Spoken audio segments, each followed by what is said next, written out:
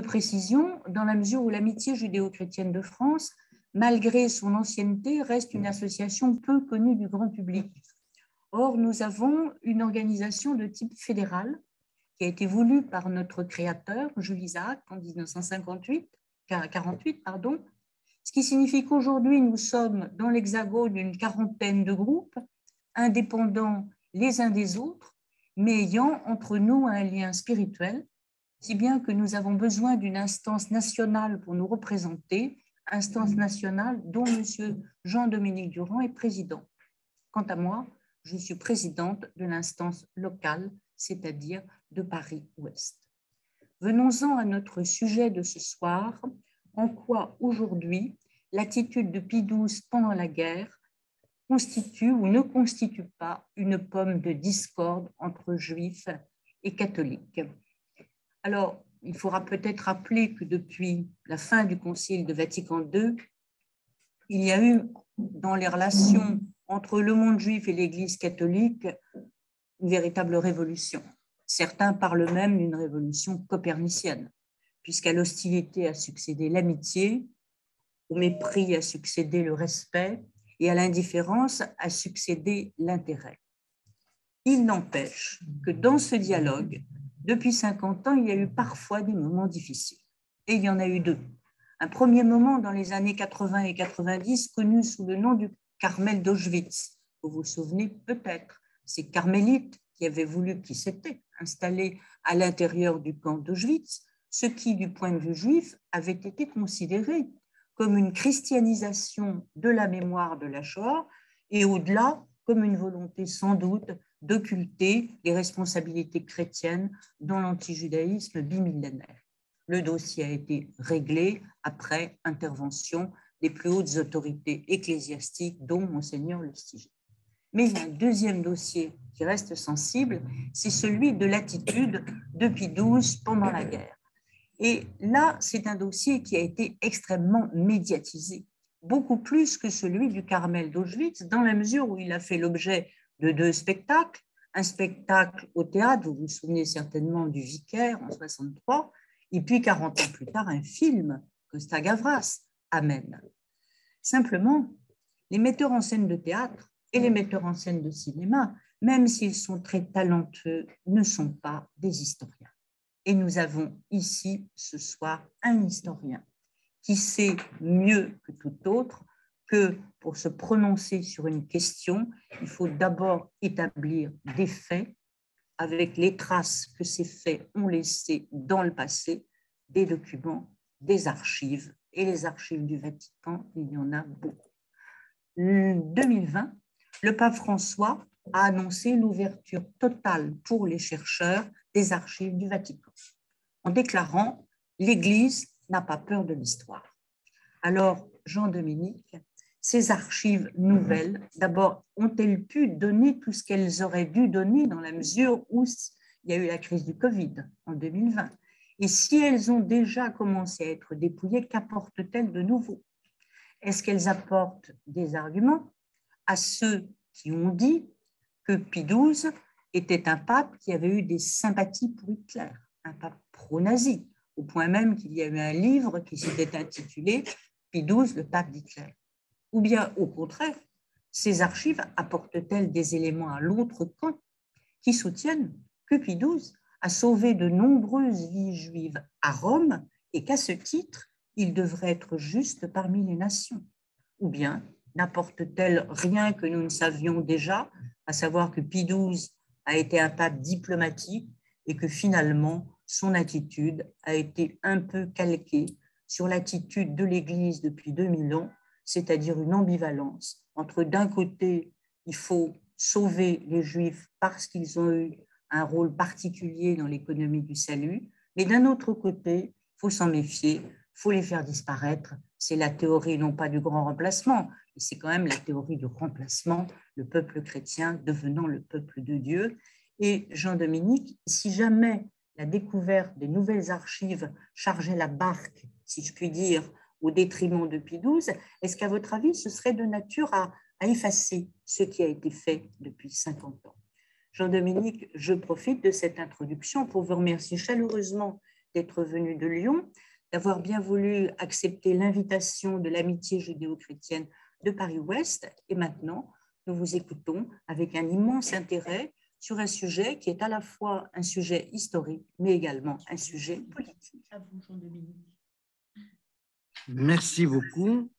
Alors, l'avantage du conférencier, c'est qu'il peut se libérer de cet horrible instrument, bien utile par ailleurs pour nous protéger, mais quand même pas très agréable.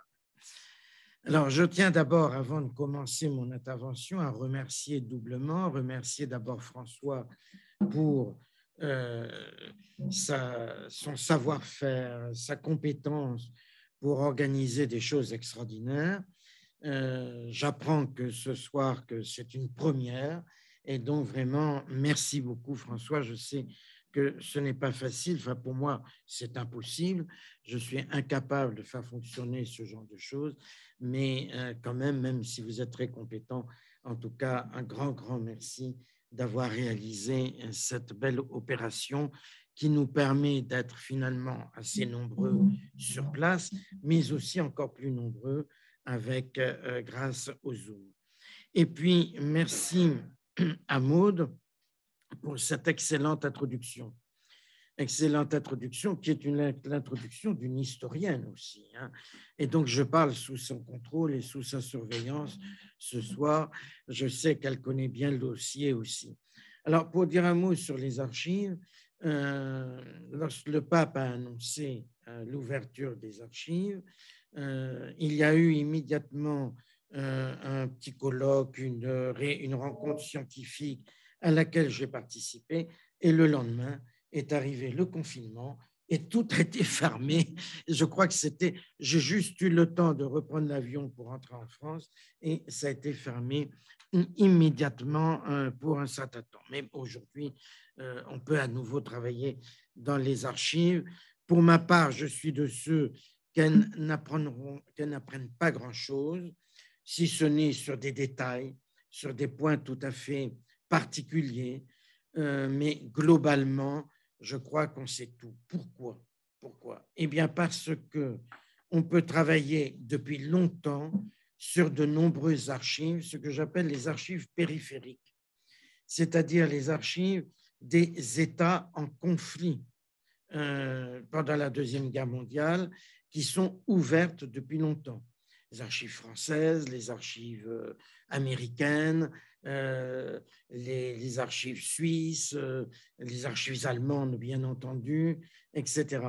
Donc, tous les pays belligérants sont sous la règle des 30 ans.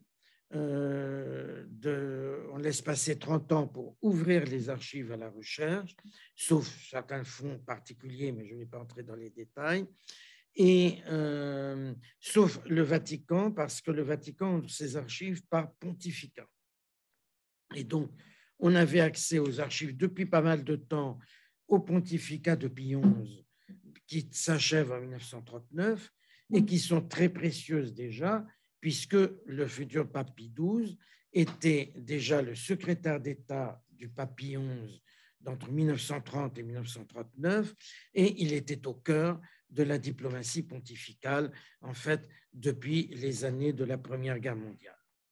De plus, le Vatican lui-même avait édité, j'y reviendrai, de nombreux documents du Saint-Siège, 12 gros volumes de plusieurs centaines de pages, publiés des archives du Vatican. Le problème, c'est que ces documents très précieux qui ont permis déjà de débroussailler la question n'étaient pas complets. On sait que tout n'avait pas été publié. Hein. Et donc, aujourd'hui, on a maintenant accès absolument à tout, ce qui fait une masse absolument considérable. Mais déjà, beaucoup d'historiens avaient travaillé sur le sujet, ce qui est lié aussi aux polémiques interminables et répétitives autour de la figure de Pie XII, mais je ne crois pas que l'ouverture des archives apporte quelque chose de révolutionnaire. Simplement, sur le détail d'un fonctionnement, d'un rapport particulier avec tel ou tel pays, etc. Alors, j'en viens maintenant à mon exposé, mais j'étais déjà interpellé par l'introduction de Maud. Les débats autour de l'attitude de Pie XII durant la Deuxième Guerre mondiale sont très vifs depuis la guerre, depuis 1945. Longtemps, ces débats ont concerné essentiellement des intellectuels catholiques, Jacques Maritain, Paul Claudel, François Mauriac, Emmanuel Mounier, ou éloignés de la foi mais marqués par le christianisme et non hostiles au catholicisme, comme Albert Camus. Du côté juif, au contraire, Pie XII jouit au lendemain de la guerre d'un très grand prestige. Des organisations juives sont reçues au Vatican. Jules Isaac lui-même obtient une audience le 16 octobre 1949 et il s'y rend sans aucun a priori par rapport à la persécution des Juifs par les nazis, avec la seule, par rapport à Pie XII évidemment, avec la seule préoccupation de faire avancer l'idée, je le cite, d'un redressement de l'enseignement chrétien concernant Israël en vue de réduire un des principaux obstacles qui s'interposent entre chrétiens et juifs. C'est dire qu'à ses yeux, Pie XII n'est pas sujet de discorde. Ce n'est pas une pomme de discorde, comme j'ai intitulé mon intervention. En 1945, se produit même la conversion au catholicisme du grand rabbin de Rome, qui s'appelait Israël Zoli, et qui prit comme nom de baptême Eugenio, Eugène, le prénom du pape Pie XII. Et son épouse se convertit également et prend le nom d'Eugénie.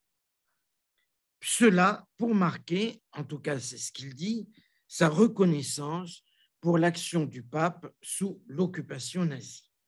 Alors, je suppose qu'il y a eu de sa part aussi un cheminement spirituel, mais en tout cas, c'est un fait. À la mort de Pie XII, le 9 octobre 1958, de nombreuses communautés et personnalités juives lui rendent des hommages vibrants. Ceux-ci viennent notamment de l'État d'Israël, alors même que le pape s'était opposé à sa création en 1948 et que le Saint-Siège se refusait à le reconnaître. On peut évoquer les réactions de Madame Golda Meir, qui était à l'époque ministre des Affaires étrangères, ou du consul d'Israël à Milan, qui s'appelait Pinchas Lapide. Un tournant se situe en 1963, vous l'avez rappelé, avec la publication de la pièce de théâtre de Rolf Ostut, Le Vicaire. L'opinion publique, juive notamment, se retourne alors complètement.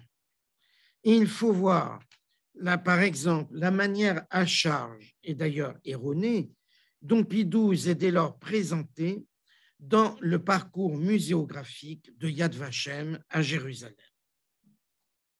Pourtant, en 2012, près de 3 ans après une remarquable et passionnante rencontre entre historiens de nationalités différentes, tenue les 8 et 9 mars 2009 à Yad Vashem même, à laquelle j'ai eu l'honneur de participer, le texte de présentation de Pie XII dans ce parcours a été complètement modifié.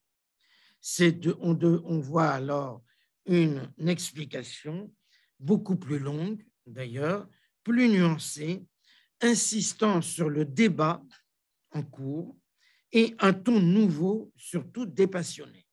Alors que la première version était très agressive à l'encontre de Pie XII, là, c'est beaucoup plus dépassionné.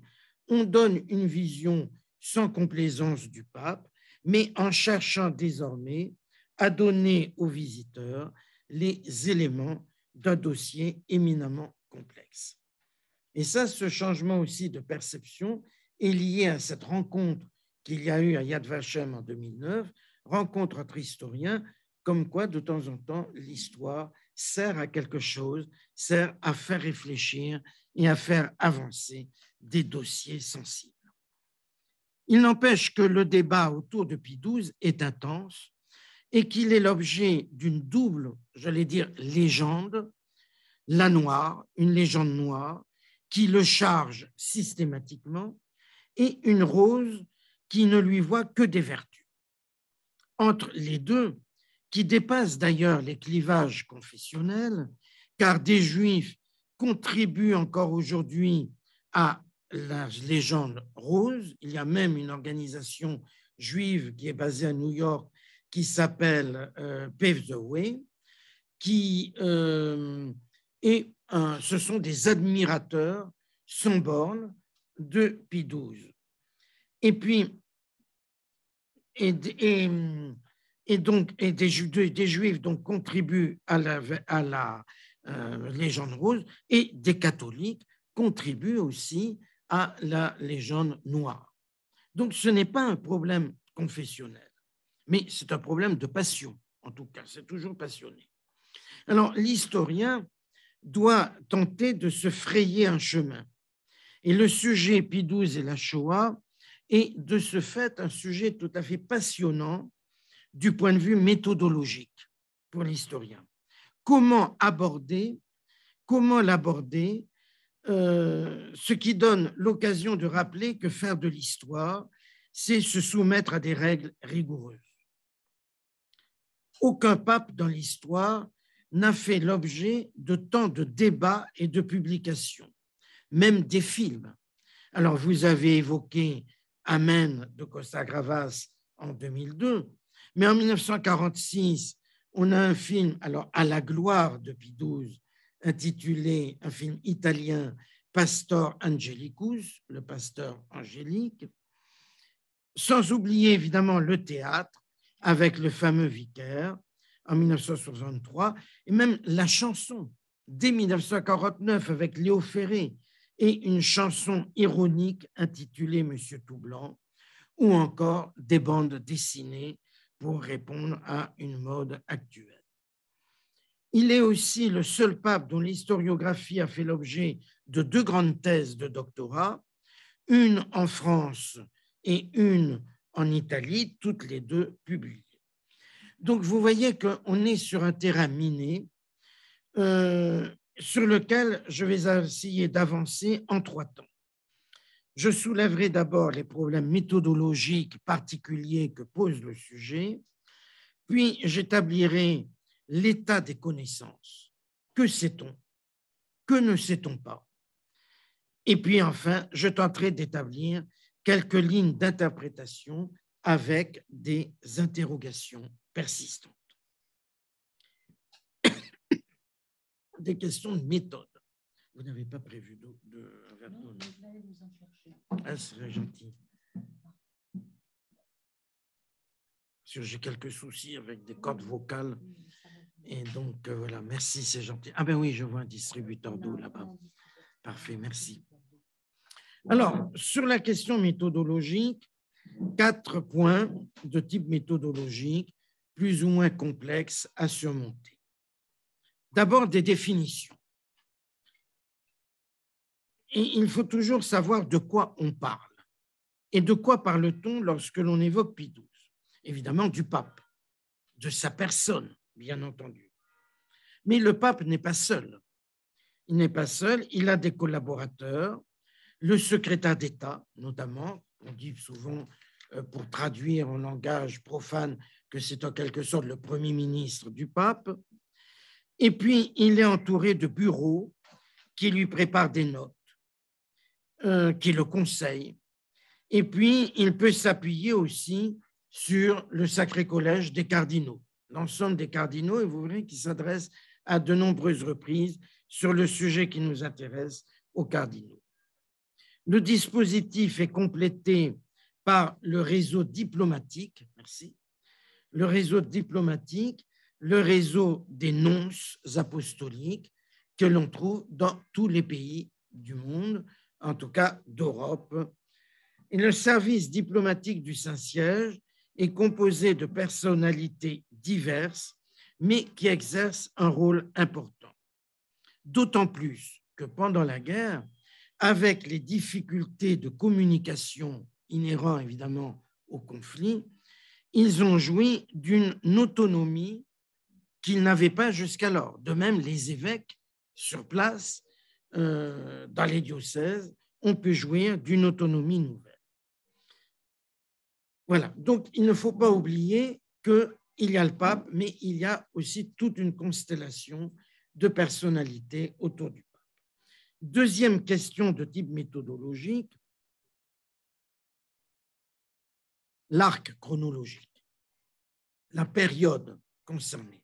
Alors vous allez me dire, mais il est évident qu'on va parler de la guerre et de la période de la Shoah, et peut-être même plus particulièrement à partir de la mise en œuvre du massacre des Juifs d'Europe, à partir dès 1940 en fait, et puis surtout d'une manière systématique, quand le génocide devient industriel, organisé d'une manière industrielle avec la conférence de Wannsee de 1942, ce qui conduirait finalement à prendre en considération une période relativement courte.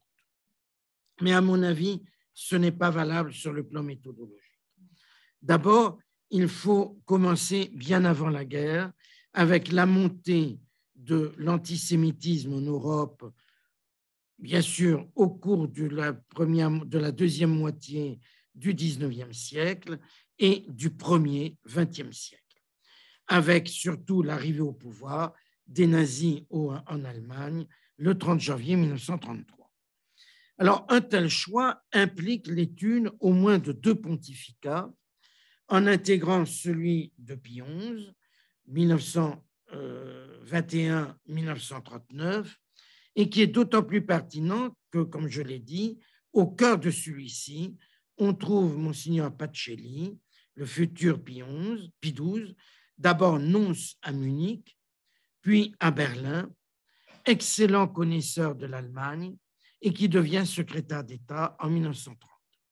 En particulier, il a contribué largement à la rédaction de l'encyclique Mitbrennender Sorge de 1937 sur le nazisme et il succède à Pie XI en février 1939. Mais en aval, on ne peut pas s'arrêter non plus à la fin de la guerre, comme on le fait trop souvent.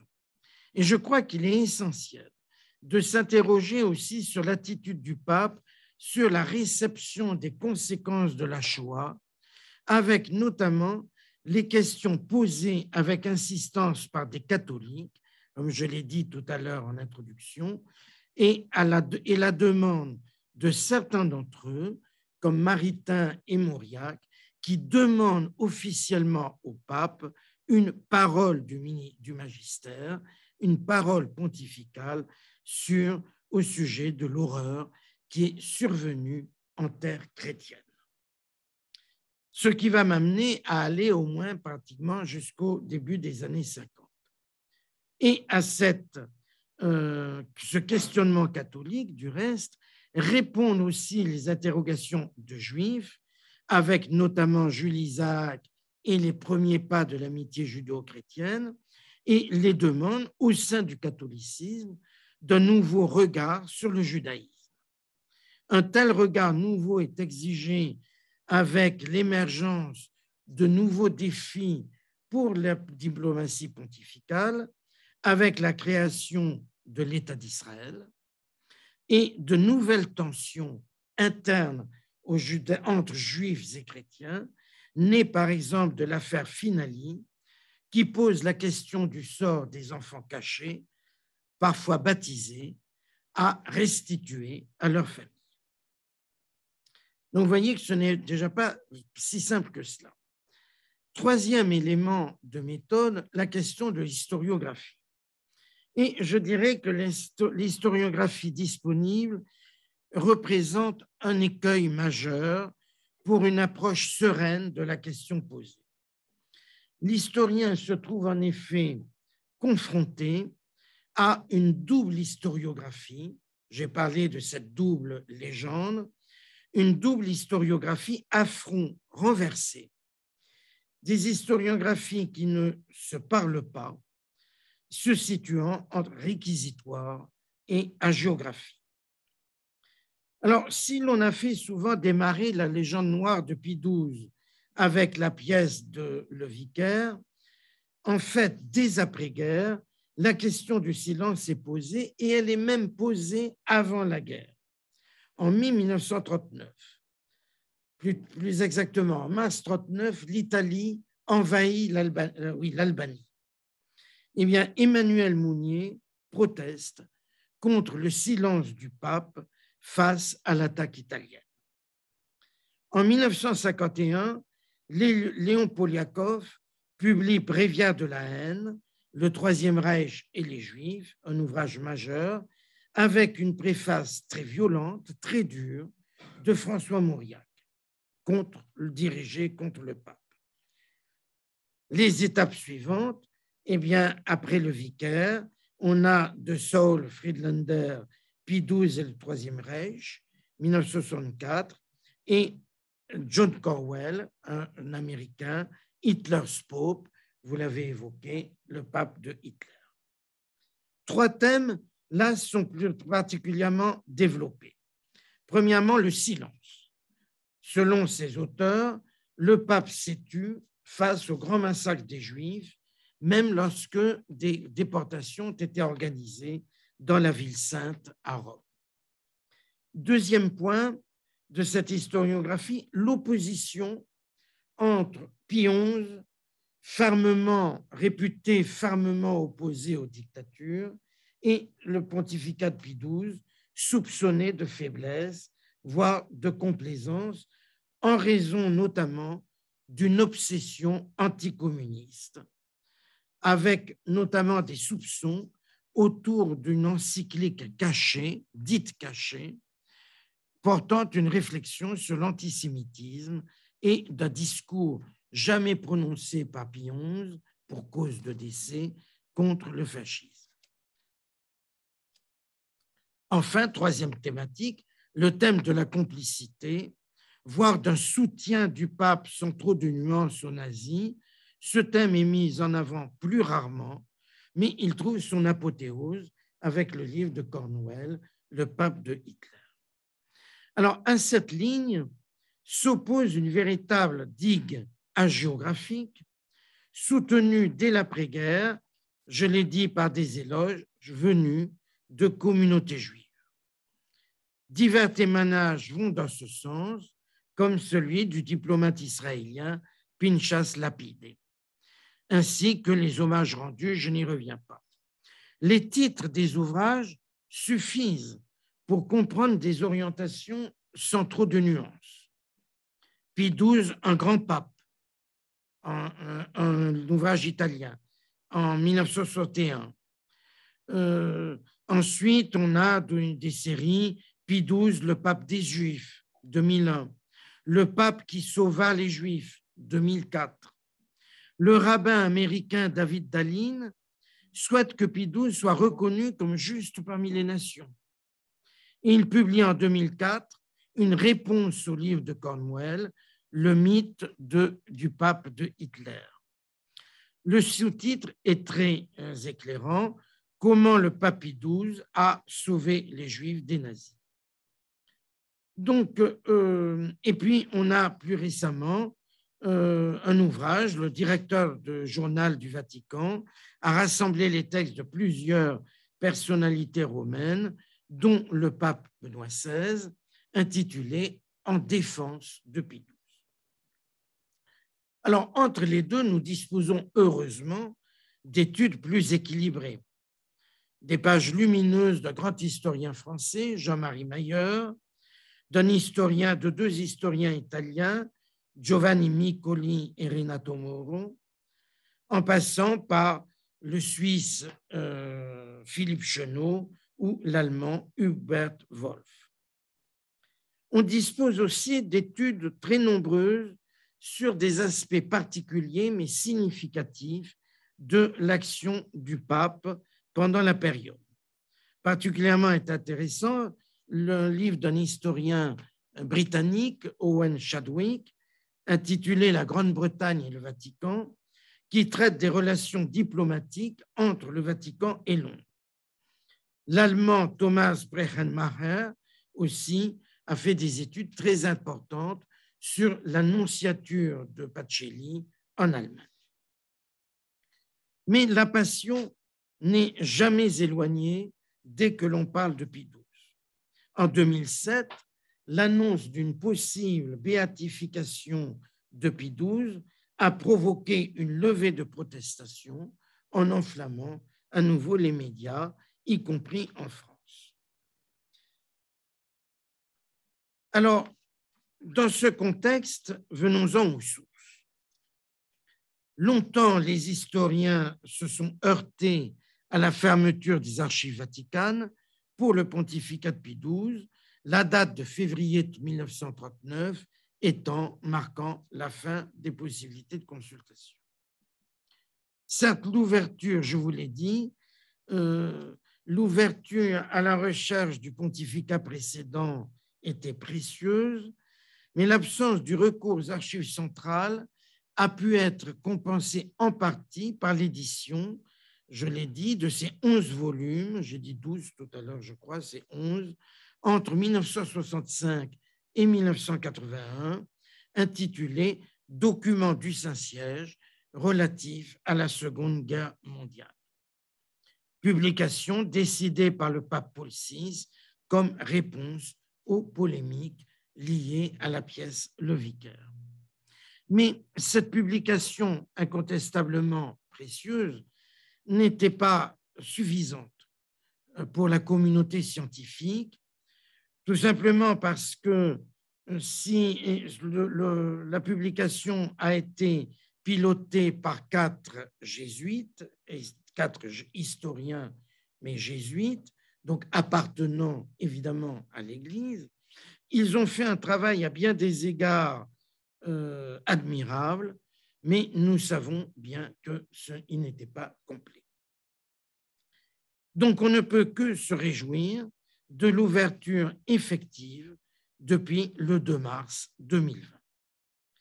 Néanmoins, la connaissance des faits et leur interprétation n'a pas pour autant été empêchée par la longue fermeture des archives vaticanes grâce à l'ouverture des pays belligérants, comme je l'ai déjà dit, mais aussi des archives des églises locales. On a accès aux archives de l'Église de France déjà depuis pas mal de temps pour cette période-là, ou des congrégations religieuses. L'accès aux archives d'organisations internationales aussi, comme la Croix-Rouge. C'est très important. Le rôle de la Croix-Rouge aussi était très important et je l'évoquerai tout à l'heure car j'ai pu y travailler. Tout cela permet d'élargir le champ des investigations, de contourner, cela a permis de contourner l'obstacle du Vatican qui aujourd'hui maintenant n'existe plus, et surtout de croiser des documentations complémentaires et complexes. De toute façon, on sait aussi que l'accès aux archives ne règle pas tout. Fondamentale est la méthode de l'historien pour comprendre des documents dont l'interprétation est souvent très délicate. Que faire, par exemple, de certaines dépêches de diplomates, comme Léon Bérard, ambassadeur de Vichy à Rome, ou l'ambassadeur von Weizsäcker, ambassadeur du Reich à Rome, qui souhaitent avant tout rassurer leur gouvernement quant aux dispositions du pape et se faire bien voir par leur gouvernement. Le cas de Bérard, par exemple, qui annonce dans un rapport à Vichy au maréchal Pétain que le pape est d'accord avec le statut des Juifs. Bon, longtemps on s'est appuyé sur ce document, mais il est totalement contredit par d'autres réactions et notamment par un document que j'ai pu trouver dans les archives du ministère espagnol des Affaires étrangères, qui, dès l'ambassadeur d'Espagne, qui était un bon franquiste, bien fasciste, etc., qui était furieux en disant que Béra raconte des histoires, qu'en fait le pape n'est pas d'accord avec le rapport, le statut des Juifs, et que finalement le pape, enfin il écrit des choses sur le pape pas très aimables. Donc vous voyez qu'il faut toujours contrôler et confronter la documentation, et puis parfois il faut se déplacer un petit peu, aller. Le métier d'historien est un métier de globe-trotter un petit peu. Hein. Bon, alors, donc, évidemment, il y a aussi la question que l'on peut se poser face à des archives très nombreuses et très complexes. Qui peut les étudier sérieusement?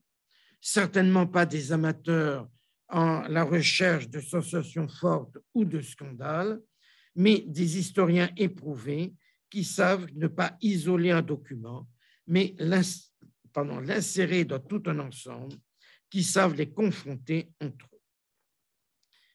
Il convient de rappeler aussi que la compétence ne vient pas de l'appartenance à une confession religieuse. J'ai déjà dit tout à l'heure que les oppositions n'étaient pas liées aux confessions religieuses. Malheureusement, devant la multiplication des polémiques autour de Pie XII, en 2000, le Vatican a eu une très mauvaise idée. On a réuni une commission mixte internationale, mise en place donc en octobre 2000, et cette commission a été composée par 3 juifs et 3 catholiques. Bon. Ben, les juifs ont réagi en juifs et les catholiques en catholiques. Et ils n'ont pas fait les travaux, ils n'ont pas eu la démarche qu'il convenait de vraiment s'appuyer sur les documents. Ça s'est très mal passé, il y a eu des polémiques internes. Enfin bref, la commission a été dissoute en juillet 2001. Donc, vous voyez, elle n'a même pas vécu plus de 9 mois. Et alors, l'idée d'une commission n'était pas mauvaise en soi. On l'a fait, le cardinal de Courtrai l'a fait en France à propos de l'affaire Touvier. Hein. Et ça a été une commission présidée par René Raymond. Bon, ça a très bien marché. On a fait un travail, je dis on puisque j'en ai fait partie. Le travail qui a été fait a été un vrai travail d'historien. Voilà. Donc, il faut choisir les membres de commission, non pas sur la base de la confession, mais sur des bases exclusivement scientifiques, les bases tout simplement de la compétence. Alors maintenant, que sait-on? Je voudrais faire un état des lieux. Que sait-on? Et je voudrais m'arrêter sur 6 questions qui me semblent importantes. Alors, première question, quelle est la culture catholique contemporaine devant l'antisémitisme? D'ailleurs, une question fondamentale posée par Jules Isaac. La culture dominante dans laquelle tout catholique, ou presque, a baigné dans la première moitié du XXe siècle est celle d'un anti-judaïsme hérité d'une théologie du peuple déicide. En témoigne la prière pour les Juifs du Vendredi Saint, qui ancre dans la liturgie catholique un antisémitisme de type théologie culturelle. Alors, ce n'est pas l'antisémitisme racial qui a émergé au XIXe siècle dans le contexte des nationalismes, mais bien des préjugés sont ancrés dans les mentalités catholiques qui portent à penser que les Juifs sont à part. Le racisme biologique reste marginal du catholicisme, mais la frontière entre anti-judaïsme et antisémitisme est extrêmement ténue, et j'ai soin de dire qu'il y a l'épaisseur d'une feuille de papier à cigarette entre les deux. L'idée que se pose à la société une question juive, que les États sont habilités à prendre des mesures, même législatives, pour isoler les Juifs par des statuts particuliers, ne choque pas, a priori, à l'intérieur du catholicisme. En 1886, le livre d'Édouard Drummond, La France juive, qui dénonce une conspiration juive contre la France catholique, a un succès phénoménal et durable. Tout comme en Italie, La Storia di Cristo, l'histoire du Christ, de Giovanni Papini, publié en 1921, qui identifie le judaïsme à l'adoration de l'argent. Les grands intellectuels porteurs d'une vision différente du judaïsme, dans lequel ils voient au contraire les origines, et justement les origines du christianisme, comme Charles Péguy, Léon Bloy, Jacques Maritain, Mounier, Mauriac, ces gens que j'ai déjà cités, ils sont quand même assez isolés. Donc, un anti-judaïsme traditionnel qui a entraîné une difficulté à comprendre le caractère radical de la persécution nazie.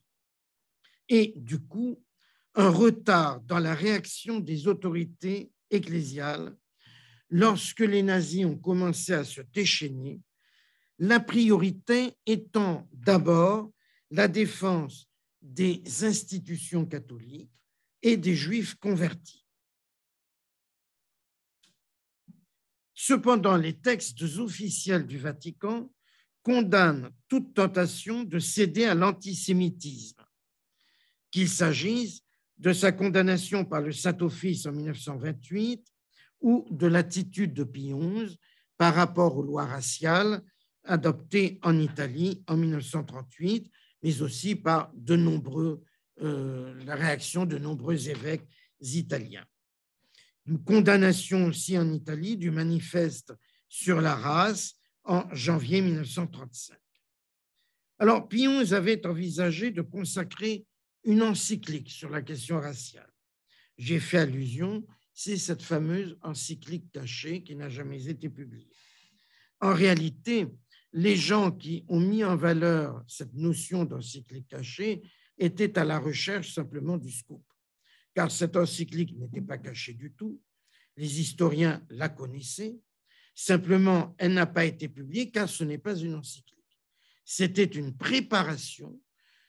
Pie XI avait demandé à des jésuites de réfléchir à la question et de préparer un texte en vue, en effet, d'une encyclique, c'est-à-dire d'un texte officiel, solennel sur l'antisémitisme.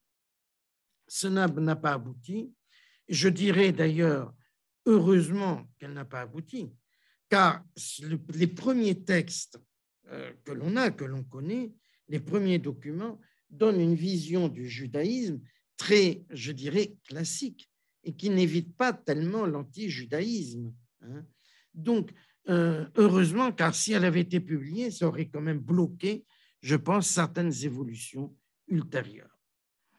On retrouve d'ailleurs, du reste, donc la mort de Pie XI en février 1939 interrompt la préparation de ce document et on retrouve des éléments importants dans la première encyclique de Pie XII en septembre 1939 qui s'intitule Sommi Pontificatus, où il insiste notamment sur l'unité du genre humain. Deuxième thème sur lequel je vais très rapidement passer, parce que je vois que je suis très bavard et l'heure passe. J'ai droit jusqu'à quelle heure? Nous ne sommes pas limités. Ah, oui, c'est très dangereux de me dire ça. Bon, je vais essayer d'être raisonnable. Deuxième point, le refus, ce que l'on sait, c'est le refus antitotalitaire du Saint-Siège. Et ça, je dis ça pour tordre le cou à l'idée d'une sympathie quelconque des papes à l'égard du nazisme. 4 encycliques ont été publiées entre 1931 et 1937. Une encyclique sur le fascisme italien, 29 juin 31, Non abbiamo bisogno, 31, donc qui déclare incompatible le christianisme avec le fascisme. l'encyclique sur le nazisme que j'ai déjà citée, 14 mars 37, celle sur le communisme, 19 mars 37, celle sur le Mexique, c'est-à-dire sur le laïcisme et sur la persécution antichrétienne de la part d'un gouvernement laïciste, eh bien, 28 mars 37. Donc, 4 encycliques en très peu de temps. Donc, c'est le rôle de Pacelli pour la préparation de Mitbrennender Sorge, daté du 14 mars 37.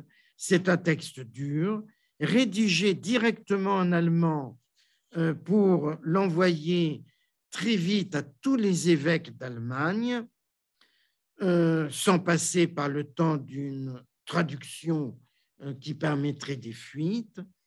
Ce document a un retentissement considérable en Allemagne. Il est lu dans toutes les paroisses allemandes. Et ce texte dit l'incompatibilité du nazisme avec le christianisme en dénonçant la divinisation du peuple, de la race et de l'État. Alors, le problème est que l'on voit déjà apparaître, le mot nazi n'est pas prononcé, hein, c'est en creux, et les Juifs ne sont pas cités. Simplement, on comprend la dénonciation de la divinisation du peuple, de la race, de l'État. Troisième point à rappeler, ce que l'on sait, c'est le choix de Pie XII en faveur de rester impartial dans la guerre.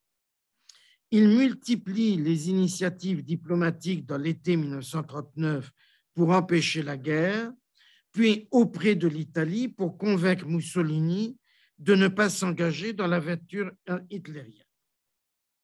Il condamne l'agression allemande contre la Pologne et l'agression soviétique contre la Pologne aussi, puis la Finlande.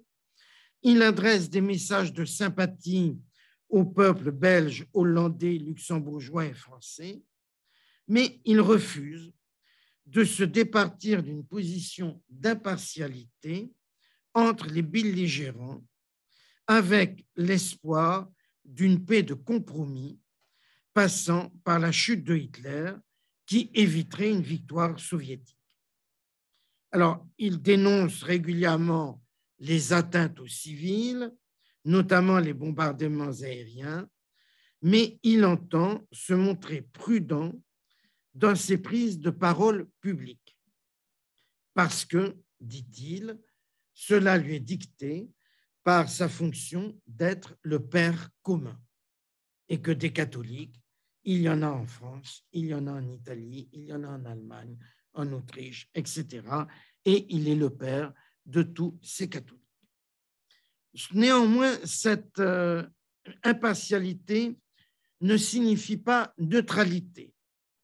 Par exemple, il refuse de soutenir la croisade anticommuniste voulue par Hitler et il soutient l'engagement des États-Unis dans la guerre en contribuant à lever les scrupules des catholiques américains qui, au début, n'entendaient pas soutenir un effort de guerre qui portait à une alliance de fait avec l'Union soviétique, c'est-à-dire avec les communistes. Et là, il a été très clair, il a dit aux évêques américains que le peuple américain pouvait participer au conflit, même en étant allié de l'Union soviétique. Très curieusement, dans les mois qui suivent le déclenchement de la guerre, entre octobre 1939 et janvier 1940, il est en contact avec l'opposition allemande, opposition catholique allemande, notamment un avocat de Munich qui s'appelle Joseph Müller, et il sert d'intermédiaire avec la Grande-Bretagne, c'est raconté très bien par cet historien britannique que j'ai évoqué tout à l'heure, pour proposer, parce qu'il y a des officiers allemands qui proposaient aux Anglais de faire un coup d'État, mais à une condition, c'est que on aboutisse à une paix neutre avec la Grande-Bretagne. Les Anglais ont refusé, donc ça a coupé court à partir de janvier 40, mais tout ça est passé par l'intermédiaire du pape. Et Owen Chadwick écrit « Jamais dans l'histoire, un pape n'a été engagé d'une façon aussi délicate dans une conspiration tendant à renverser un tyran par la force. » Une piste de recherche aussi intéressante commence à être empruntée par une historienne britannique, là aussi, Patricia McGoldrick, sur les questions financières, les flux financiers et le placement des placements du Vatican dans l'industrie de guerre américaine, contribuant ainsi indirectement à l'effort de guerre des Alliés. Alors, elle a ouvert des pistes de recherche très fructueuses à travers notamment un article qui a fait dans une revue scientifique qui a fait pas mal parler et qui est très intéressant. Alors, on pourra dire que par la même occasion, le Vatican a sans doute fait quelques bénéfices à travers ses industries de guerre, mais il y a là sans doute une piste. Je ne vais pas plus loin parce que je n'en sais pas plus. Quatrième élément de connaissance, justement, que sait-on à Rome du massacre des Juifs d'Europe? Que sait-on à Rome de l'Holocauste? Alors, là, eh bien, on peut affirmer qu'on sait ce qui se passe, que le Vatican sait ce qui se passe en Europe. Cela par divers biais, diverses sources, les nonces, les évêques, mais aussi les aumôniers militaires italiens. Les aumôniers militaires italiens présents sur le front de l'Est. En particulier, on a un prêtre qui s'appelle Don Piero Scavizzi, qui est un vieux copain de Pie XII. Ils ont été à l'école ensemble, au séminaire ensemble. Et il est reçu par Pie XII personnellement, à l'occasion de permissions. Il est reçu en novembre 41 et en mars 42. Il écrit de 3 longs rapports. En janvier 1942, notamment un document dans lequel il évalue le nombre de Juifs exécutés à 1 million. Janvier 42. Le 11 avril 42, il parle d'extermination. Le mot extermination est prononcé. Il y a un 3e rapport du 7 octobre 1942. Et ça, du fait du statut d'amitié de jeunesse entre les deux hommes, ces documents sont arrivés, évidemment, ont été lus par le pape Pie XII. Et puis, vous avez les rapports des nonces. Par exemple, le nonce à Bratislava, qui s'appelle Giuseppe Burzio, d'ailleurs, qui, je crois, a été fait juste parmi les nations, sont aussi très alarmistes. En octobre 1941, il écrit un texte dans lequel il parle d'exécution sans distinction systématique, sans distinction de sexe ni d'âge. En mars 42, il évoque un plan atroce, c'est le terme qu'il utilise, de déportation imminente et massive. Le nonce à Budapest, celui à Bucarest, Monsignor Roncalli, le futur pape Jean XXIII à Ankara, joue là aussi un rôle majeur à la fois pour sauver des Juifs et pour informer le Vatican. Enfin, de Berne, le nonce en Suisse transmet au Vatican le fameux mémorandum Rainer, Riener, je ne sais pas comment on dit, qui est un mémorandum qui a été élaboré par le Congrès juif mondial, par son représentant en Suisse, qui dressait un tableau saisissant des persécutions en cours. Donc, on est au courant, on sait, de la même manière qu'on sait très bien ce qui se passe aussi à Washington, à Londres et ailleurs. Alors, que faire? C'est mon 5e point. Que faire? Il y a là je serai un petit peu plus long, bien évidemment. On peut relever 3 interventions de la part de Pie XII, 3 interventions publiques. Noël 1940, devant les cardinaux, il signale l'aide apportée par le Saint-Siège à un nombre immense, je le cite, de réfugiés, d'expatriés, de migrants, parmi lesquels aussi des gens de race juive, sémitique, ne dit pas juif, ne dit pas en italien, il dit di stirpe semitica, de race sémitique, et non pas, on aurait pu dire, dit hébreu. En italien, juif, ça se dit hébreu, hébreo, hébreu. Bon, alors, au moins peut-on dire que ici les Juifs sont désignés. D'une certaine manière, ils sont désignés.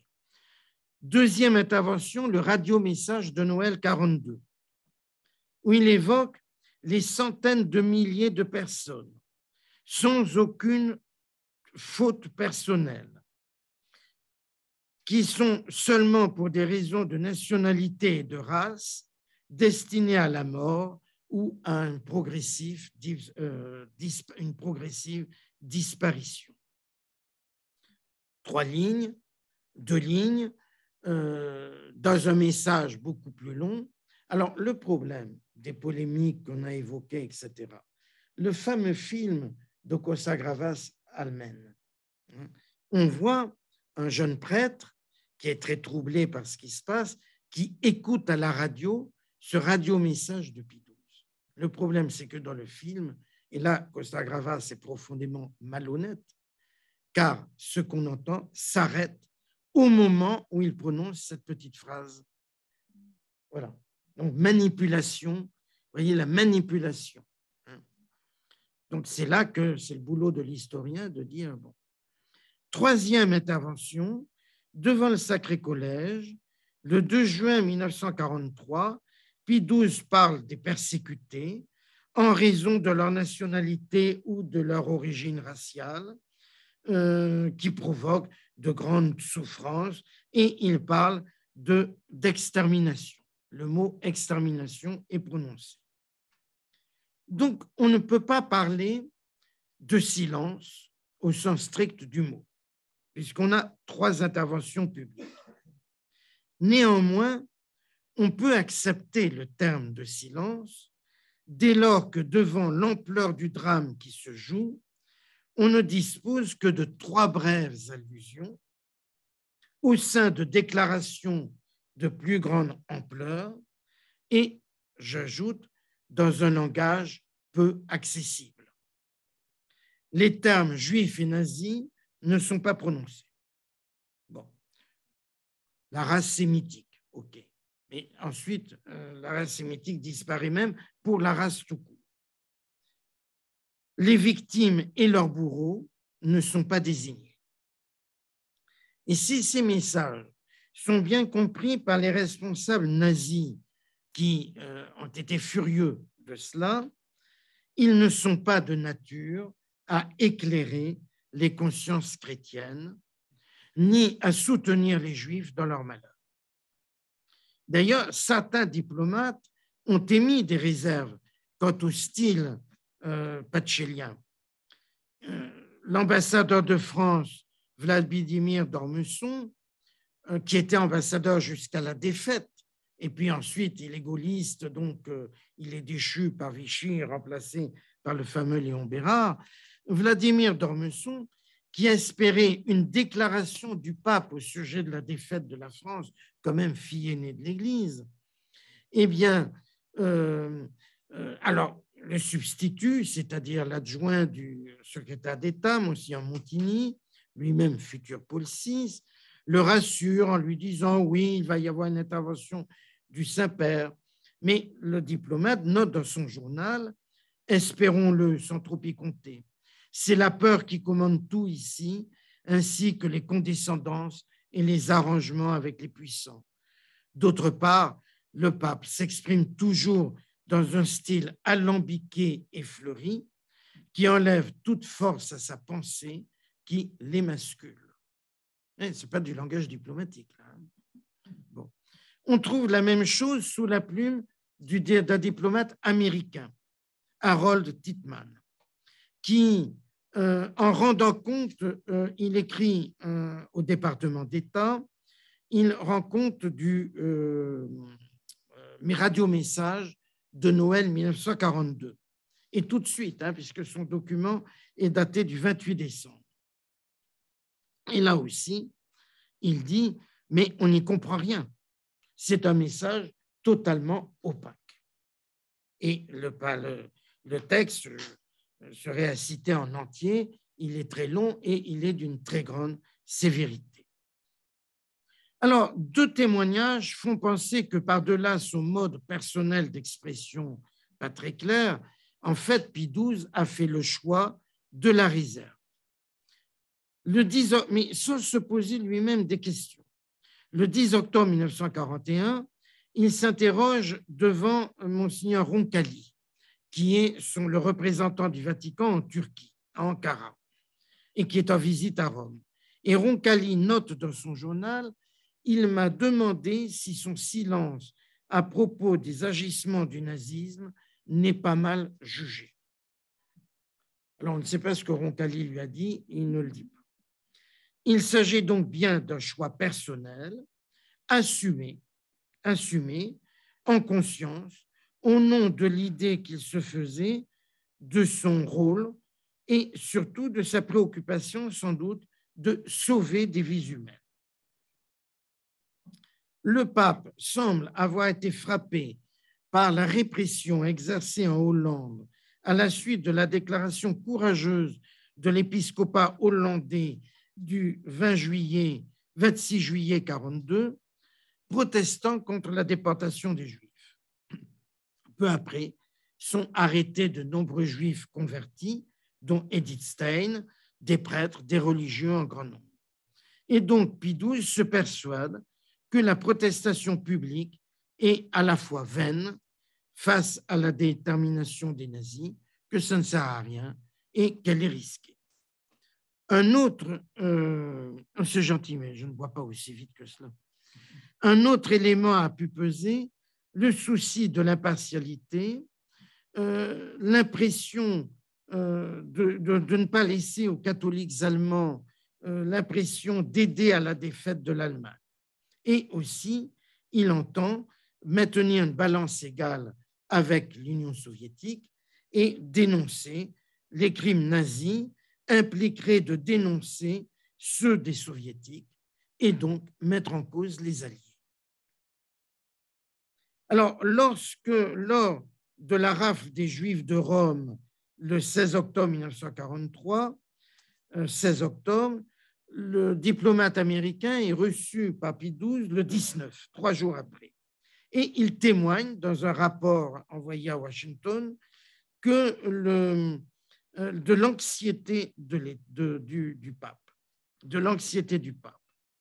Mais en même temps, alors, le secrétaire d'État dit à l'ambassadeur allemand qu'il ne voudrait pas, que le pape ne voudrait pas être entraîné à dire une parole de désapprobation officielle à l'encontre de l'Allemagne, et d'où un télégramme. Mais est-ce que c'est bien cela qu'il a entendu, ou est-ce que c'est un télégramme arrangé pour faire plaisir à sa hiérarchie? Je parle de l'ambassadeur allemand. En tout cas, la priorité dans le cas de Rome est donnée non pas à la prise de position publique, qui aurait pu être prophétique, mais au soutien aux persécutés. À Rome, par exemple, le Saint-Siège contribue, les Allemands avaient imposé une sorte de rançon aux Juifs de 15 kilos d'or, une partie est payée pour rien du tout d'ailleurs, parce que les Allemands ont récupéré la rançon et déporté les Juifs, mais une partie a été payée par le Saint-Siège. Alors, on pourrait on pourrait esquisser une comparaison avec une institution d'inspiration chrétienne, mais protestante, le Comité international de la Croix-Rouge. Le 12 mai 1943, et là j'ai trouvé cela dans les archives qui se trouvent à Genève, le 12 février 1943 se tient une réunion où siège un représentant de l'Annonciature à Berne, l'IMCA, l'Organisation des jeunes protestants internationale, du Conseil œcuménique des Églises et de l'Union internationale de secours aux enfants, de l'aide aux immigrés. Donc, il s'agit d'informer ces institutions sur les actions de la Croix-Rouge au sujet, dit-on, de la question israélite. Comme si c'était une question israélite, à mon avis, c'était plutôt une question nazie, mais bon, c'est l'expression de l'époque. Et on interroge tout le monde pour savoir, je cite, faut-il savoir si le comité, donc la Croix-Rouge, devait s'occuper d'une façon accrue des questions israélites sans toutefois que cela puisse nuire à ses autres activités. L'opinion générale a été que le comité ne pouvait pas se dérober à cette tâche et qu'il était seul en mesure de déployer une activité utile dans ce domaine. Et les participants affirment la nécessité de procéder avec discrétion. Le rapport insiste sur ce point. Ils ont surtout approuvé la décision du comité de ne pas faire de grandes déclarations publiques dénonçant les persécutions juives de façon générale. Cela n'aurait aucune valeur. Donc, vous voyez, confronté à une situation infernale, dans les deux cas, on choisit plutôt d'essayer de sauver, d'aider, plutôt que la dénonciation publique dont on mesure les limites.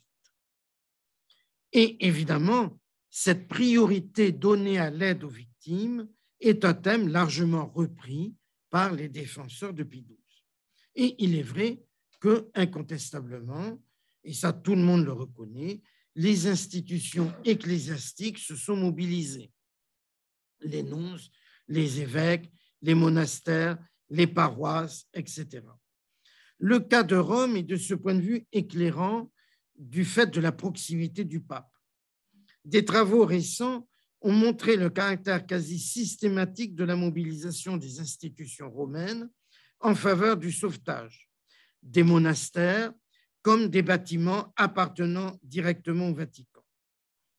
En revanche, alors ce fait n'est remis en question par personne, mais une question qui est posée. Et d'ailleurs, elle a été posée rudement par un historien israélien lors de la réunion de Yad Vashem. Quelle est l'implication personnelle de Pie XII? Certains pensent qu'il s'agissait d'une réaction spontanée de religieux sans ordre pontifical. Alors, question posée, est-il possible de trouver dans les archives une directive du pape demandant aux monastères d'accueillir les Juifs persécutés? Alors, en fait, personnellement, je pense qu'un tel document n'a jamais existé, tout simplement parce qu'il ne pouvait pas exister. De la même manière, il n'y a pas d'ordre de Hitler écrit disant qu'il faut tuer tous les Juifs d'Europe. De même, la conférence de Wannsee quand le texte de la conférence, le compte-rendu de la conférence, ça a été démontré lors de la conférence qu'il y a eu récemment, le 19 janvier, c'était complètement codé. Il y a des choses que l'on n'écrit pas. Voilà. Donc, d'autre part, c'est mal connaître le fonctionnement de la Rome pontificale et de l'Église catholique de ce temps. La Rome pontificale est un village où tout le monde se connaît. La grande majorité des prélats sont des Italiens. Ils ont tous fréquenté les mêmes séminaires. et il n'y a aucun besoin d'ordre écrit pour faire circuler très rapidement le souhait du pape. J'ai trouvé sur d'autres dossiers d'après-guerre, par exemple, il suffit d'évoquer l'autorité supérieure. C'est l'expression utilisée. Ah, mais l'autorité supérieure dit que. Voilà. Ce n'est pas l'autorité supérieure n'a rien écrit, mais on le dit ainsi et tout le monde comprend ce que souhaite le pape. De plus, il est impensable que des couvents de religieuses cloîtrées aient pu accueillir des hommes et renoncer à leur clôture, non seulement renoncer à la clôture pour accueillir des femmes et des enfants, mais même des hommes, imaginez, dans la mentalité de l'époque, hein, sans avoir reçu des assurances justement de l'autorité supérieure. Alors, ceci est une preuve aussi que l'on ne peut pas tout attendre des archives, mais qu'il faut une bonne connaissance aussi des mentalités, du sujet étudié, sans anachronisme, qui permet d'émettre des hypothèses, certes, mais des hypothèses plausibles. Sixième point, les questions d'après-guerre. Et c'est là, à mon avis, qu'il y a un vrai problème. Après la guerre, le silence perdure. Pie XII jouit alors d'une grande popularité, mais très vite, des questions sont posées, notamment par des catholiques. Et en particulier, le 13 décembre 1945, Paul Claudel, le grand écrivain catholique français, écrit à Jacques Maritain, qui est alors ambassadeur de France près Saint-Siège. Rien actuellement, je cite Claudel, rien actuellement n'empêche plus la voix du pape de se faire entendre. Il me semble que les horreurs sans nom et sans précédent dans l'histoire commises par l'Allemagne nazie auraient mérité une protestation solennelle du vicaire du Christ. Il semble qu'une cérémonie expiatoire se renouvelant chaque année aurait été une satisfaction donnée à la conscience publique. Nous avons eu beau prêter l'oreille, nous n'avons entendu que de faibles et vagues gémissements. Pie XII estime en effet, alors là il fait allusion à ce qu'il a pu dire aux 3 citations que j'ai faites, Pie XII estime qu'il s'était suffisamment exprimé sur le sujet.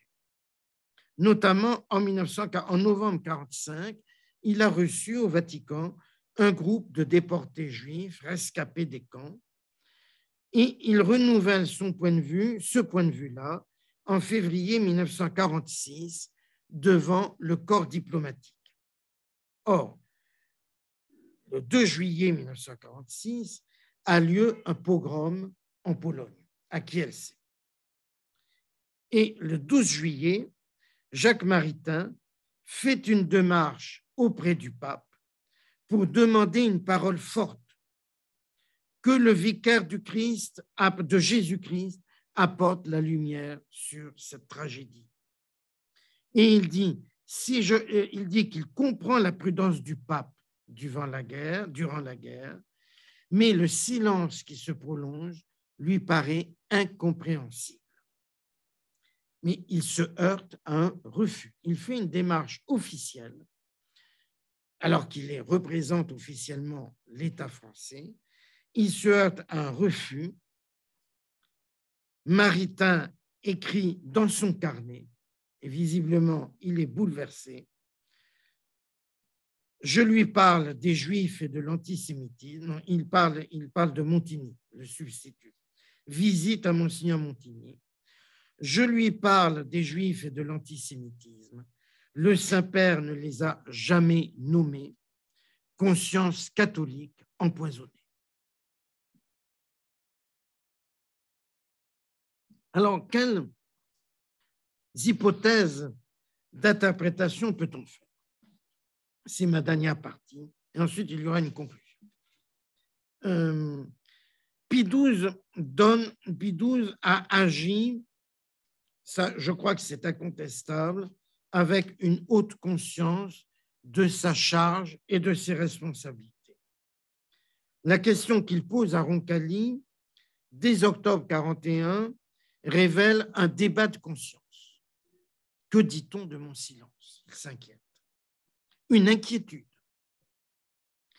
Rien ne permet de relever chez lui de l'indifférence pour les victimes, encore moins de l'antisémitisme ou de la sympathie pour le nazisme qui lui a toujours inspiré que de l'horreur. Son choix relève de la diplomatie à la recherche du compromis. Et le positionnement de la Croix-Rouge va dans le même sens, faire ce que l'on peut pour soutenir, aider, sauver, mais en évitant un appel public qui ne ferait que nuire à l'action discrète que l'on juge mieux adaptée à l'urgence. A pesé certainement aussi son souci du communisme avec la volonté de ne rien dire qui puisse favoriser, même indirectement, la progression du communisme en Europe. Le silence maintenu après la guerre, c'est une hypothèse, hein, je n'ai pas de preuves, mais pourrait relever d'un semblable raisonnement diplomatique, cette fois sur deux axes qui préoccupent fortement le Saint-Siège. Le premier axe, c'est la question de Palestine et qui se pose de manière de plus en plus aiguë avec les revendications sionistes et la création qui aboutissent à la création de l'État d'Israël en 1948. Le Pie XII est profondément hostile à la création de cet État et il prône l'internationalisation des lieux saints. D'autre part, Pie XII, ça c'est le deuxième axe, c'est l'Allemagne. Pie XII a vécu, et là par contre on a des écrits qui confirment ce que j'avance. Pie XII a vécu de près les suites de la Première Guerre mondiale et du traité de Versailles. Traité catastrophique, comme vous le savez, et il entend tout faire pour protéger l'Allemagne. Il connaît bien l'Allemagne, il aime l'Allemagne, il est parfaitement germanophone et il a vraiment énormément de sympathie pour l'Allemagne et il entend encourager la reconstruction démocratique de l'Allemagne. Et il entend en même temps promouvoir l'unité de l'Europe. Il fait le 11 novembre 1948, 30 ans après la fin justement de la Grande Guerre, un grand discours dans lequel il appelle à accélérer le processus d'unification, seul capable de préserver la paix et de résister à la pression soviétique. Enfin, on peut s'interroger sur la conscience que l'on pouvait avoir, surtout pour des chrétiens, des catholiques, du sens profond du génocide des Juifs d'Europe. Cela me ramène à ce que j'ai dit tout à l'heure, c'est-à-dire que connaît-on du judaïsme? Pie XII, les prélats du Saint-Siège, l'Église dans son ensemble connaissent mal le judaïsme. Et ils nourrissent incontestablement à son sujet des préjugés, même si on n'a pas, en tout cas à ma connaissance, on n'a pas de texte de type théologique ou spirituel sur le judaïsme. Pie XII n'était pas théologien et c'est un diplomate de métier. Donc, ce que j'avance là est peut-être un peu difficile à affirmer, mais je pense qu'il y a des préjugés à l'encontre du judaïsme. Et on n'a rien compris au sens de la guerre. J'aurais pu vous donner des tas de citations, y compris de gens qui ont été des juifs parmi les nations. Oui, donc je disais, je parlais des préjugés contre le judaïsme et l'incapacité à comprendre le sens de la Shoah. Qu'est-ce qui s'est passé? Pourquoi s'être acharné sur les Juifs? Il n'y a pas cette question-là. Et on considère les Juifs comme des victimes au même titre que les prisonniers de guerre.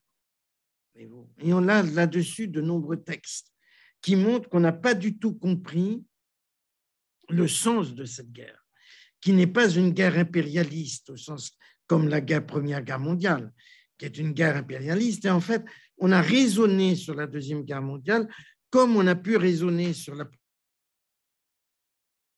Il dit, bon, la France est vaincue, bon, maintenant il n'y a plus que l'Angleterre, bon, maintenant j'espère que l'Angleterre va arrêter les combats et qu'on retrouve la paix. Voilà. Donc on ne comprend pas que cette guerre est une guerre idéologique et que on est en guerre contre le nazisme avec tout ce que le nazisme... et donc, on a incontestablement beaucoup de tristesse pour les Juifs. On les a aidés, on a essayé de les sauver, etc.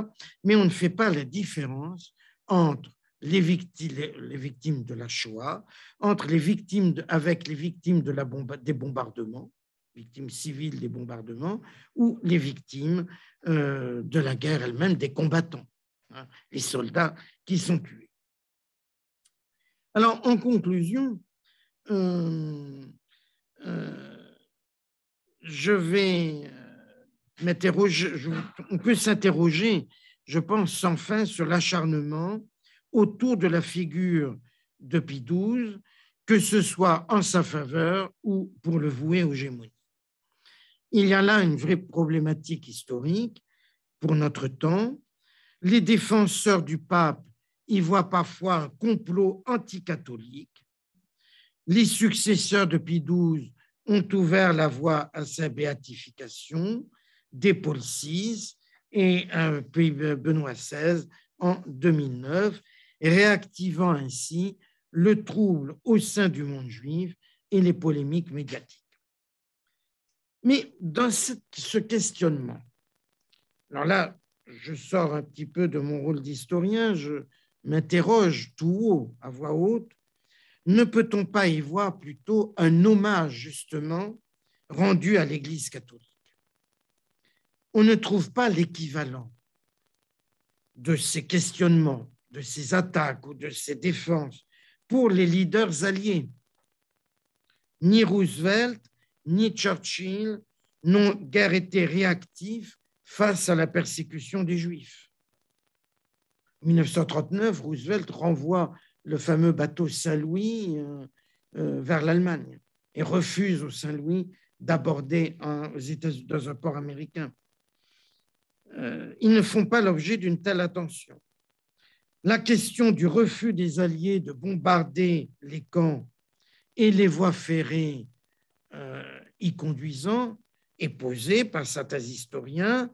Il y a eu un article pionnier là-dessus en 1978 par un historien américain, David Wyman, mais ça ne revient pas. On sait qu'il y a un souci et on s'interroge, mais il n'y a pas ces polémiques. Alors, les polémiques autour de Pie XII, en réalité, je pense, traduisent une attente très forte d'un message de l'Église. Peut-être une attente trop forte. C'est ce que veut dire Albert Camus lorsqu'il écrit dans Combat, dans le journal de résistance, Combat, le 29 décembre 1944. Je le cite, « Il y a des années que nous attendions que la plus grande autorité spirituelle de ce temps, voulut bien condamner en termes clairs les entreprises des dictatures.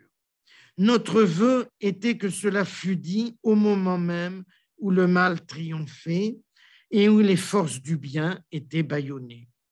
Disons-le clairement, nous aurions voulu que le pape prît parti au cœur même de ces années honteuses et dénonçât ce qui était à dénoncer. » Quelques années plus tard, il revient sur l'attente d'une parole. 1948. J'ai longtemps attendu pendant ces années épouvantables qu'une grande voix s'élevât à Rome. Moi, incroyant, justement, car je savais que l'esprit se perdrait s'il ne poussait pas devant la force le cri de la condamnation. Il paraît que cette voix s'est élevée. Mais je vous jure que des millions d'hommes avec moi ne l'ont pas entendue et qu'il y avait alors dans tous les cœurs croyants et incroyants une solitude qui n'a pas cessé de s'étendre à mesure que les jours passaient et que les bourreaux se multipliaient. On retrouve la formule de Claudel sur les gémissements. On m'a expliqué depuis que la condamnation avait bel et bien été portée. Oui, effectivement. Mais qu'elle avait été dans le langage des encycliques qui n'est point clair. La condamnation avait été portée, mais elle n'avait pas été comprise. Ce que le monde attend des chrétiens est que les chrétiens parlent à haute et claire voix. C'est quand même intéressant cette formule dans ce style admirable qu'est celui de Camus. Vous noterez au passage que je suis très camusien, mais donc ça ne m'étonne pas de vous. Et donc voilà. Mais voilà, le problème est véritablement posé. Comme je l'ai dit il y a un instant, on attend du président des États-Unis ou du Premier ministre britannique l'expression d'une puissance. Du pape qui n'a à sa disposition aucun moyen économique ou militaire, on attend une parole. Une telle demande appelle une vision prophétique de la mission du successeur de Pierre. Sans doute, peut-être, la croix était-elle trop lourde à porter pour Pie XII, comme le suggère un historien australien, Paul O'Shea, je ne sais pas comment on prononce son nom, avec son livre A Cross Too Heavy, une croix trop lourde. Un livre très intéressant. Alors, on ne doit pas laisser les polémiques autour de Pie XII empoisonner les relations entre juifs et chrétiens, notamment entre juifs et catholiques. Il faut analyser et comprendre les faits et les documents en disciple à tout point de vue de Jules Isaac, grand historien, et prendre de la hauteur comme Yad Vashem a su le faire en changeant sa présentation de Pie XII. Et surtout, je pense ne pas oublier cet appel de Camus, ce que le monde attend des chrétiens et que les chrétiens parlent à haute et claire voix. Je vous remercie.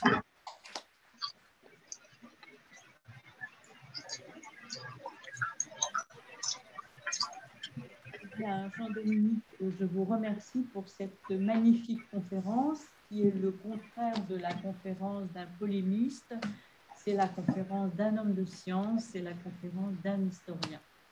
J'ai retenu pour ma part 5 idées très claires.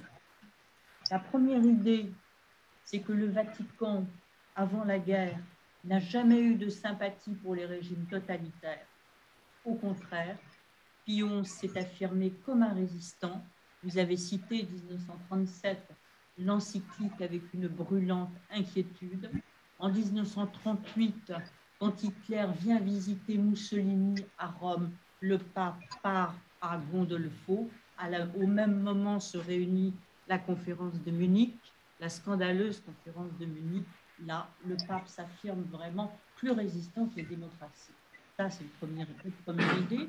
Vous nous avez dit, deuxième idée, le Vatican a été informé très tôt, dès 1942, qu'il se passait, 41 même, qu'il se passait des choses graves.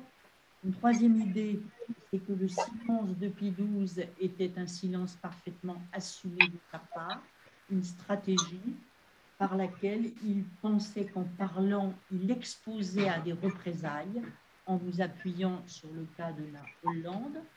Vous avez dit enfin, quatrièmement, que les institutions ecclésiastiques, en particulier à Rome, s'étaient mobilisées à partir de 1943, juillet-août 1943, quand l'Italie a été occupée par Hitler, et qu'enfin, les premiers à avoir protesté contre cette attitude un peu molle, un peu diplomatique du pape pendant la guerre étaient les intellectuels chrétiens, Camus, Mauriac, etc. Alors, j'ai une remarque et une question, et puis ensuite, je laisserai la parole à la salle. On a reproché donc au pape Pie XI son silence vis-à-vis du martyr juif, mais on a aussi reproché au pape Pie XI son silence vis-à-vis du martyr des catholiques polonais. Oui. Parce qu'effectivement, en 1939, quand des milliers de prêtres sont assassinés, on demande au pape Pie XII de parler, et il a la même stratégie qu'il aura vis-à-vis des Juifs, il ne parle pas, prouvant donc que c'est en fait son tempérament, un pape diplomate. Oui. Et il parle quand même à propos de la Pologne, il est interpellé par l'archevêque de Varsovie, le cardinal Lond, et mais il ne désigne pas, il s'exprime, il porte sa compassion. Il donne sa compassion, comme il le fait ensuite pour la Belgique, la France, le Luxembourg et la Hollande. Il dit sa compassion pour les horreurs. Il condamne la guerre. Il condamne la guerre et il dit sa compassion pour les horreurs qui se passent. Mais encore une fois, il n'identifie pas le nazisme.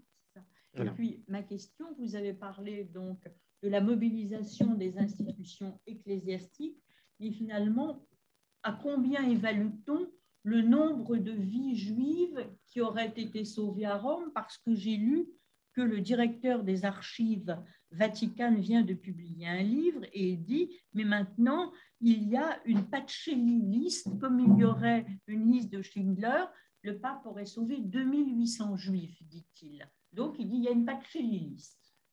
Bon, écoutez, comme il m'a... Bon, votre question me gêne. Oui. Je vais vous dire pourquoi. Il faudrait quasiment couper tous les micros, voilà. Tout simplement parce que ce livre est très mauvais. Ah, d'accord. Ce livre est très mauvais, il est absurde et je ne comprends pas qu'on ait laissé le publier. Tellement... alors, je suis embêté de le dire ainsi, j'espère que ça ne va pas être diffusé sur les réseaux sociaux parce que de temps en temps, j'ai besoin d'aller dans les archives du Vatican.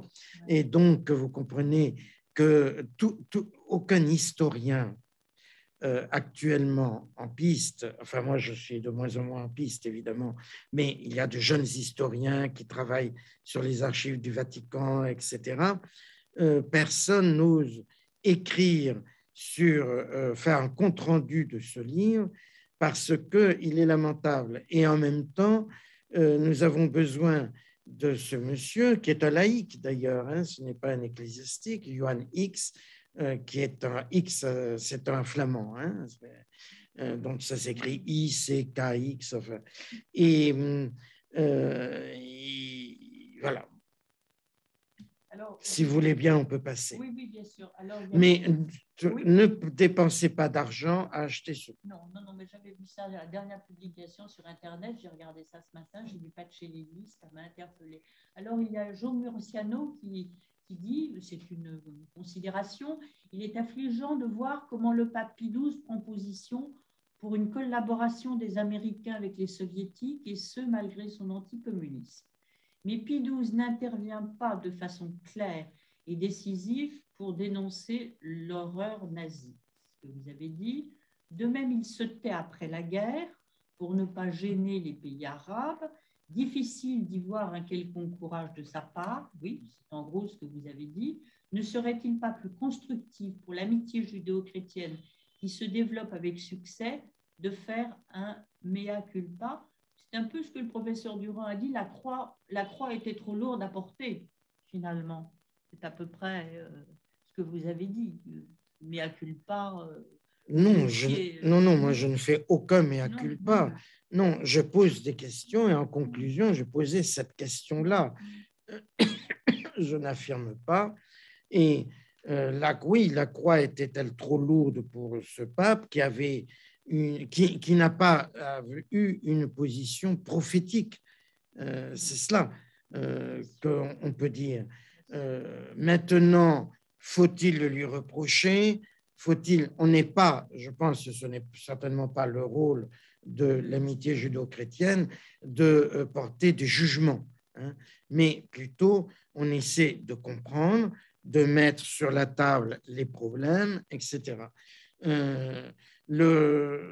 La question moi, j'étais très frappé par ma fréquentation des archives de la Croix-Rouge internationale. La Croix-Rouge internationale a eu le même problème. D'ailleurs, on lui a vigoureusement reproché, au point que la Croix-Rouge a eu l'intelligence, bien avant le Vatican, ça devait être déjà dans les années 90, d'ouvrir ses archives largement pour comprendre. Bon, des historiens ont travaillé. Il y a un très bon livre publié par un collègue suisse, professeur à l'Université de Genève, sur la Croix-Rouge pendant la Deuxième Guerre mondiale. Bon, ben, il pose les problèmes. On sait combien la Croix-Rouge a fait pour aider des déportés, mais en même temps pour couvrir finalement les exactions nazies, pour en même temps aller aider des personnes. Bon, voilà. Je crois que nous sommes tranquilles aujourd'hui à Paris ce 22 janvier 2022 et notre seul embêtement, c'est le virus du Covid. Bon, nous n'avons pas vécu, nous n'étions pas en situation de décision dans cette période-là. Je crois qu'il faut être modeste. Il faut essayer simplement de comprendre les positions, comprendre ce que les contemporains ont fait, ont compris, ou n'ont pas fait, ou n'ont pas compris, etc. Mais je plaide pour qu'on ne porte pas de jugement définitif sur les uns et les autres. Voilà. Marie-Christine Bertin pose une question intéressante sur Pie XII et les évêques d'Europe. Et effectivement, la première prise de position réelle du pape Pie XII, c'est le discours de Noël 42. Et on remarque qu'il parle en fait 5 mois après Monseigneur Saliège et en termes beaucoup plus feutrés que Monseigneur Saliège. Oui, en termes incompréhensibles. En oui. termes incompréhensibles. Saliège parle. Saliège, oui, il parle en termes clairs. Il parle en termes clairs. Il y a une intervention, la toute première intervention est quand même de 1940, si mes souvenirs sont bons. C'est ça, c'est ce que vous avez dit. En Noël 42.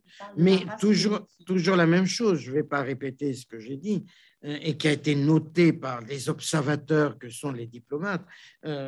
J'avais évoqué, je crois, j'essaie de retrouver la citation d'Ormesson, un style, le pape s'exprime toujours dans un style alambiqué, fleuri, qui enlève toute force à sa pensée et qui l'émascule. Bon, voilà. Je crois qu'on en est là. Et voilà, donc effectivement, le message de Noël 42 vient après celui de Saliège et de quelques autres. Et le cardinal Tisserand, d'ailleurs, dès le début de la guerre. Oui, j'aurais pu citer Tisserand aussi, qui demande lui aussi une intervention publique du pape, qui lui demande un texte, une déclaration publique, mais bon, le pape s'y refuse. Alors, j'ai encore sur Internet... Cardinal Tisserand, qui vient d'être reconnu comme juste parmi les nations. Ah oui, ça je savais, oui. Alors, j'ai encore 2 questions sur Internet et une question dans la salle. Geneviève, vous avez la parole, parlez bien. Ce n'est pas une question. C'est que je trouve que l'Église continue à avoir un langage très feutré parce que nos prêtres ne disent pas grand-chose pour dénoncer cette animosité envers les Juifs. Et quand on lit Nostra Aetate, c'est aussi très feutré. Oui, c'était fait. On a essayé de rapprocher. Mais c'était il y a 50 ans. Des catholiques, mais on ne parle jamais de la Shoah. Et nos amis juifs le déplorent. Oui, mais Geneviève, en 50 ans, les choses ont quand même évolué. Les textes sont devenus un peu plus clairs. Beaucoup de oui. Le judaïsme qui est en fait, nous descendons des Juifs. Si nous avons eu la révélation du Dieu unique, c'est à cause du peuple choisi. Et ça, jamais ils vont l'entendre. Alors, une remarque? Moi,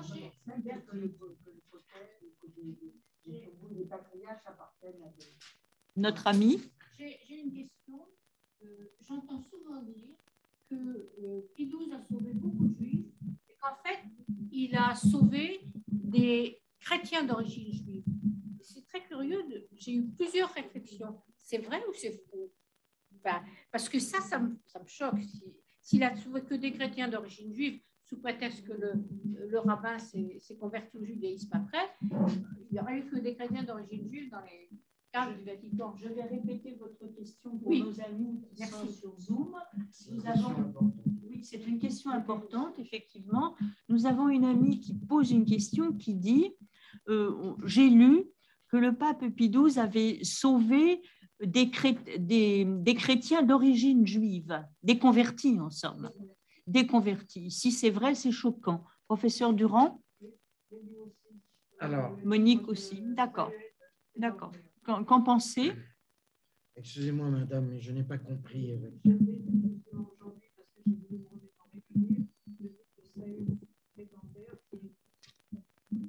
Oui, Il aurait sauvé des convertis. que j'ai cité tout à l'heure. Alors, d'abord, je voudrais réagir à la première intervention qui vient d'une dame catholique, si j'ai bien compris, puisque vous avez dit nous.